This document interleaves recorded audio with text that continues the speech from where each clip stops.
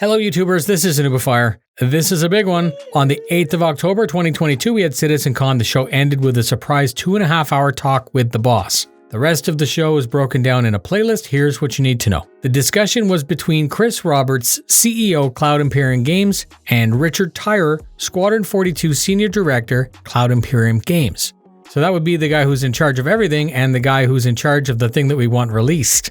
Squadron would be the main development focus, but there would be some discussion about the PU as well, because some of these features are important to both. Chris acknowledged that the quarterly release roadmap always becomes a source of frustration, and he was more happy to discuss progress in this format. Richard said that even when he was tasked the PU team, features were never just made for one or the other game. He explained that the live development is a fun challenge where they would make something, we would break it, showing an issue, and there would always be some lag to improve it, which is unique to this project. So now with the focus on Squadron, the development is testing internally, and when the something is applied to the PU, it's in a better initial state. Not all of the items being made for Squadron are relevant to the PU, but most are. Chris reinforced that point and amplified that the items that are being pushed to the PU now are more refined when we see them. Actor core is anything to do with your character, vehicle core is anything to do with ships and buggies, and the resource core is anything to do with power. There are more cores, but the point of that was that the back end of all of these systems are being made with Squadron and PU in mind.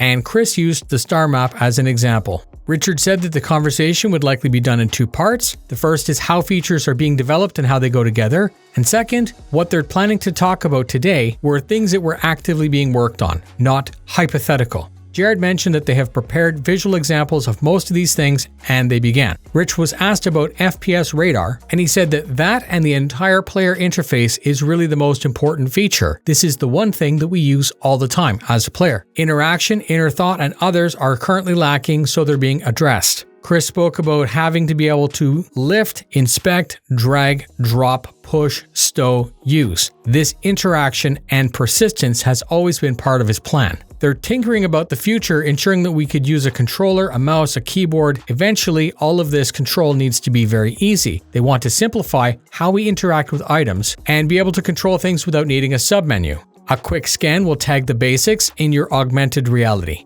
If you charge scan, you're going to be trading your location for a much improved readout.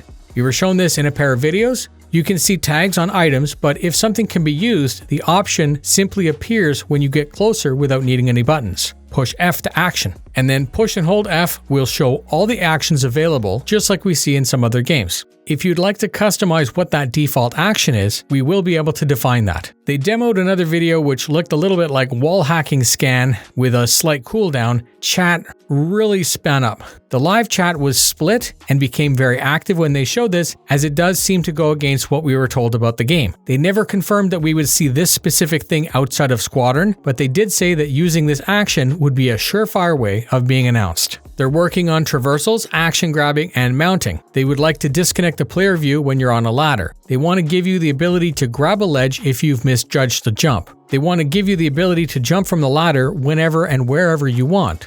This type of feature extends into EVA push-pull, and Richard said that they are optimizing all of the default actions to be the one that you most likely need. So if you go up to a screwdriver, the option will be use. If you go up to a piece of food, the option will be eat. Inertia from a push is carried, and if you look in a new direction, you can vector into that direction with another push. Currently we have thrusters on all suits, but it was confirmed that not all suits will have thrust, so you may be limited only to a physical push-pull. We were shown a demo with what was called an Iron Man EVA, where you're flat. Hands are being used to pull along the surface like you would at the bottom of a pool, not feet, and you can look anywhere you like. Use a big push and your momentum is preserved. Richard reminded us that tractors, EVA suits, and physical push-pull are being used all together. In EVA, if you're about to collide into something, the character will automatically brace and then migrate to the best method of locomotion, and there are other variations for these in close-in space. They spoke about hover trolleys and slave pods. In the demo video, the player was able to just walk with this very heavy item using Gravlev. Jared asked about the flight model and ships. Squadron is refining and defining the flight model for the PU. Legacy flash-based MFDs and HUDs have been with us from the start. It became apparent that the old systems don't work well together, and they're going to think about all of these systems working together, what you need to see, where, and based on the situation. The result is less clutter. Chris said that it made more sense that as a pilot flying a Caterpillar, you should not need the same type of information as a fighter pilot flying in a Sabre, and these are all being worked on. They're also revamping how targeting works to offload some of the information to the HUD and reduce clutter. They spoke about scanning ranges, which we have heard about before. They spoke about this using 1/10 quantum boosting for exploration, being able to shoot around. As the pilot, in quantum boosting, you will need to fight to stay on course, which is kind of cool. And Chris then confirmed that your weapons and shields are powered down for this traversal. Jared asked about Minimap. Chris spoke about this new map where we will be able to download a map and then interact with it. It's being made as part of a tool set that can be applied to anywhere, anytime, and show anything. And none of this needs to be hand-drawn by a developer. Maps can be customized based on the roles, so medics might see casualties, an engineer might see subsystems, security might see crew and intruders. Jared asked about AI and enemy. Richard said that the AI that we have in PU has been thrown away, and they started again from scratch for Squadron. They wanted to build simple and then build up. They wanted to build something that works. Chris said that he was happy with the progress with this new AI enemy, a real challenge and a real FPS experience. Richard spoke about all of the challenges associated with making an AI realistic. He said AI have skills and traits associated with who they are. So a security officer may not know how to make a good coffee, but a barista might also not know how to use a weapon. They said that the dynamic conversation system is super immersive and relevant to the story, but this will eventually be migrated into the PU. We were shown a demo of NPC search logic. The two NPCs share info. One was covering the other while it searched. As fewer places were left unchecked, the player was found and the security guard killed the player. They showed that system off again from the player's perspective. We have pushers, strafers, and defenders, and these work together to find, fix, and kill. The makeup of the team is random, the intensity and how they deal with you is random, which should result in variation from your perspective. Jared talked about skills. They're adding skills into Squadron and eventually into the PU. And this is 100% contrary to everything that Chris had said for the past 10 years. So you can imagine what happened to live chat. StarCitizen was not supposed to include a skill buff progression, and I'm still dealing with how I feel this announcement makes me feel about the game.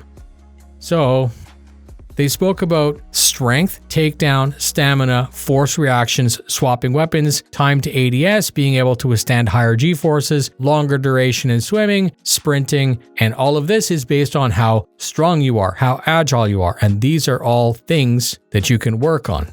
These skills will be cultivated by doing these things over and over again, and then there was something else called a technique. This one makes a little bit more sense, but it still goes against everything that we were told.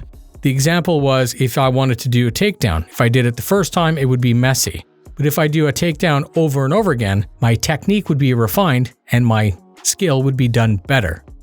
I wouldn't have to push the button better. My character would just do a better takedown because I did it more frequently. So better knife fighting, quicker mag changes, and more stealthy sneaking around. You do these things often and you'll be able to do them better than someone who doesn't. And as I said, during this part of the live chat, the live stream went nuts, right? Confusion. Anyways, Chris then said that they have completely rebuilt the MobiGlas again. They have planned a military Mobi mode and a civilian Mobi mode. In Squadron, the player will use the Mobi as a place to track how they're doing within the story. It will include references, communications, and other features. At the 2-hour mark, Jared indicated that they should sum up. And then Chris ended by saying that the game is a great challenge and thanked us for our support. And that's it. Thank you very much for spending your time with me. If you enjoyed the breakdown and got value out of not needing to watch a 150-minute panel, please consider sharing the content, as that really helps a lot. My goal is to grow the channel, and I can't do that without the help of citizens like you. Please look out for the entire playlist of breakdowns for CitizenCon 2022. Fly safe.